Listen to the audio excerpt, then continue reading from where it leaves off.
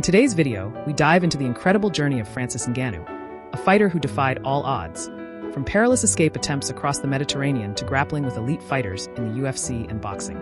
We'll explore the struggles and triumphs that shaped his path, the relentless pursuit of freedom, the dramatic departure from UFC, and a high-stakes boxing career that captured global attention. Full disclosure here, for a full picture of this journey, visit the link below.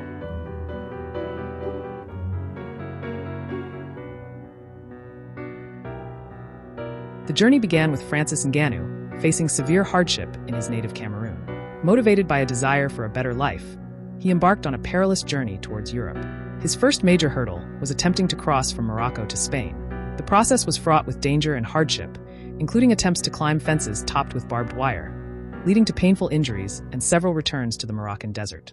These attempts were not just physically demanding, but emotionally draining, as each failure meant returning to harsh conditions and questioning the possibility of success.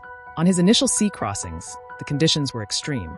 The small inflatable boat he used was not suited for the perilous journey across the Mediterranean. With no knowledge of swimming and facing severe cold, his experiences were fraught with risk. Each failed attempt further solidified his resolve, eventually leading to a successful crossing on the 7th try.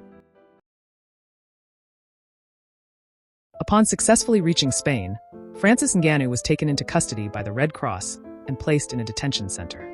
The center's conditions were severe, with a cramped environment and minimal amenities. He endured this for about 2 months before being released. Despite the relief of freedom, the conditions were disheartening, making him question whether returning to Morocco might have been a better option. After his release, his journey led him to Paris, France, where he faced further hardships. Initially, he had no place to stay and ended up sleeping in a parking lot. His circumstances were dire, and he struggled to make ends meet. His fortunes began to change when he found a local boxing gym.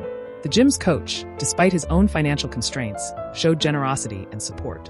He provided Francis Ngannou with an apartment and training, offering a crucial lifeline and a sense of stability. In 2013, he was introduced to mixed martial arts (MMA) by coach Fernand Lopez.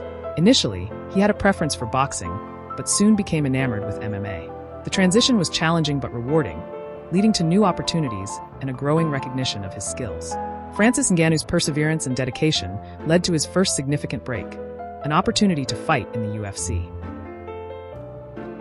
Despite achieving success in the UFC, Francis Ngannou faced ongoing issues with the contractual terms. He was dissatisfied with the lack of flexibility and the restrictive nature of the UFC contract. The contract did not guarantee fights or provide adequate support, including healthcare. This dissatisfaction was compounded by disputes with UFC President Dana White, who publicly stated that Francis Ngannou was seeking less risky fights for higher pay, a characterization he disputed. Francis Ngannou decided to leave the UFC, despite the financial risks involved. He chose to forego substantial offers to secure his freedom and better working conditions. This decision was driven by his desire for a more balanced and fair contract, even if it meant leaving behind a lucrative position. After leaving the UFC, he ventured into professional boxing. His boxing career quickly gained prominence with high-profile matches. One of the most significant moments was his fight against Tyson Fury, the world heavyweight champion. Although the fight was contentious, with many feeling he had outperformed Fury despite the scorecards, it was financially rewarding. The payment for this single fight was considerably higher than his entire UFC career earnings. His subsequent fight against Anthony Joshua was another high-profile event.